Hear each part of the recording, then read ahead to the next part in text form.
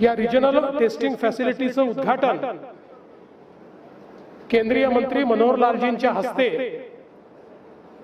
नुकतंच पार पडलेलं आहे। आणि केवळ नाशिकच नाही तर महाराष्ट्राकरता ही व्यवस्था अतिशय महत्त्वाची व्यवस्था म्हणून यापुढे काम करणार आहे। भुजबळ साहेबांनी याचा इतिहास देखील सांगितला की याची मागणी पाहता 12व्या वित्त आयोगामध्ये याला मान्यता देण्यात आली। त्यानंतर 2015 साली या जमिनीचं अलॉटमेंट करण्यात आलं।